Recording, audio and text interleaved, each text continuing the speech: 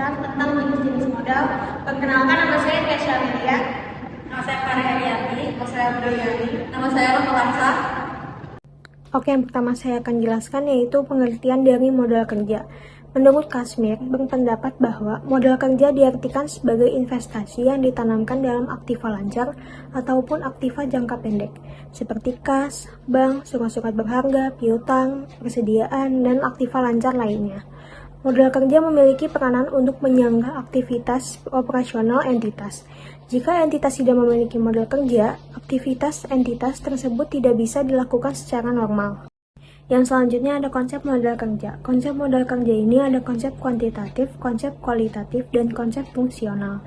Yang pertama ada konsep kuantitatif. Konsep kuantitatif ini mencakup seluruh unsur aktiva lancar. Konsep ini dikenal sebagai modal kerja bruto dikarenakan lebih mengutamakan nilai atau besaran anggaran secara kuantitatif yang terdapat pada aset rotasinya kurang daripada setahun, tanpa memperhatikan kewajiban jangka panjang atau jangka pendek. Yang kedua ada konsep kualitatif. Konsep ini mencakup perbedaan di antara aset lancarnya dengan hutang lancarnya. Modal kerja bukan hanya bagian dari elemen aktiva lancar, tetapi juga perlu memperhatikan kewajiban yang harus segera dibayar.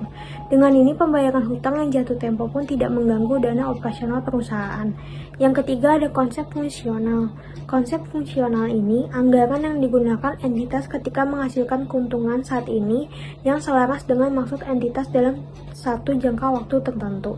Menurut konsep ini, yang dapat disebut sebagai modal kerja adalah kas, piutang dagang sebesar harga pokoknya, persediaan, serta aktiva tetap sebesar penyusutan periode tersebut. Selanjutnya yang ketiga yaitu peranan modal kerja.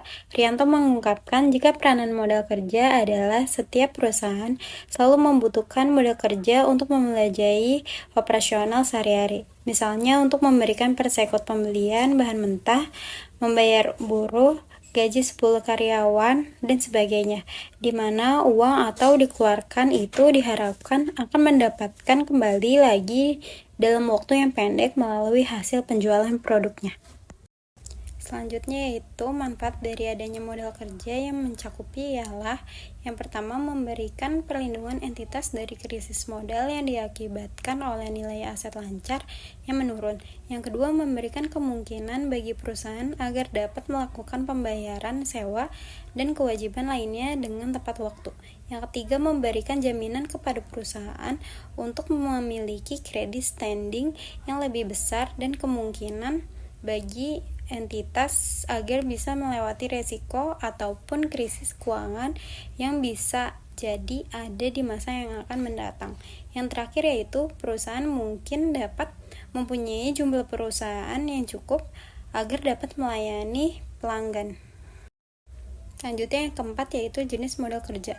Yang pertama yaitu modal aktif. Modal aktif merupakan jenis modal yang bentuk atau rupanya dapat ditunjukkan atau modal yang terdapat di samping debit dari neraca. Yang kedua yaitu modal pasif. Modal pasif merupakan jenis modal yang sumbernya dapat ditunjukkan atau modal yang terdapat di samping kredit dari neraca. Yang kelima ada kebijaksanaan pengelolaan modal kerja. Yang pertama, kebijakan konservatif atau kehati-hatian. Mayoritas dari modal kerja diisi dengan banyaknya sumber anggaran jangka panjang dibandingkan dengan sumber anggaran jangka pendek.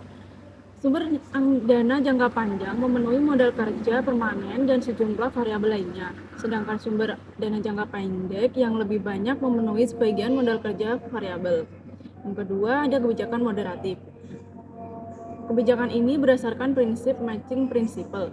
Dalam kebijakan moderat ini, risiko yang akan dihadapi adalah masalah sulitnya memperkirakan jadwal arus kas bersih dan utang yang harus dibayarkan yang terjadi akibat adanya penyimpangan aliran kas yang diinginkan. Selanjutnya, kebijakan agresif. Kebijakan agresif mengutamakan keamanan, sehingga tingkat profitabilitasnya pun menjadi lebih kecil yang diakibatkan karena margin of safety yang sangat tinggi. Perusahaan tak takut untuk mengambil risiko besar dan mengharapkan keuntungan yang lebih tinggi dalam trade-off. Yang keenam ada komponen modal kerja. Yang pertama, aktiva lancar. Munawir berpendapat bahwa aktiva lancar, uang kas, dan aktiva lainnya yang dapat diharapkan untuk dicairkan atau ditukarkan menjadi uang tunai, dijual atau dikonsumsi dalam periode berikutnya, atau paling lama 1 tahun atau dalam perputaran kegiatan perusahaan normal. Ada kas, investasi, wesel tagih, piutang dagang, persediaan barang, dan biaya dibayar di muka. Utang lancar, Kasmir menyatakan utang lancar ialah tanggung jawab ataupun utang perusahaan pada bagian yang harus segera dilunasi. Jangka waktu utang lancar ialah dalam kurung waktu setahun. Utang dagang, pendapatan yang ditangguhkan ialah pendapatan yang kenyataannya belum berhak didapatkan entitas karena diperoleh di awal. Selanjutnya ada faktor-faktor yang mempengaruhi modal kerja. Modal kerja memiliki kedudukan yang fundamental dalam entitas. Maka dari itu, bukanlah hal yang mudah dalam melakukan penentuan terhadap modal kerja pas bagi entitas. Beberapa unsur yang dapat mempengaruhi penentuan modal kerja yang diperlukan entitas adalah sifat atau tipe perusahaan. Selanjutnya ada waktu yang diperlukan dalam melakukan aktivitas produksi ataupun mendapatkan barang yang akan dilakukan penjualan beserta harga persatuan barang itu. Selanjutnya ada persyaratan dalam memperoleh bahan atau barang dagang. Selanjutnya ada persyaratan dalam penjualan, dan yang terakhir ada tingkat perputaran persediaan. Nah, selanjutnya di sini ada penggunaan modal kerja. Ketika modal kerja digunakan, dapat menyebabkan besarnya aset lancar yang entitas miliki pun akan menurun atau berubah jumlahnya. Namun, hal tersebut tidak berlaku kebalikannya, di mana penggunaan aset lancar tidak selalu mengakibatkan modal kerja mengalami penurunan ataupun berubah. Modal kerja atau dana perusahaan digunakan untuk, yang pertama, digunakan untuk pembayaran utang sehingga terjadi penurunan utang. Yang kedua, digunakan untuk menurunkan modal. Dan yang terakhir, melakukan pembelian aset dengan tujuan untuk menambah aset. Sekian dari kelompok kami, kurang lebihnya mohon maaf. Assalamualaikum warahmatullahi wabarakatuh.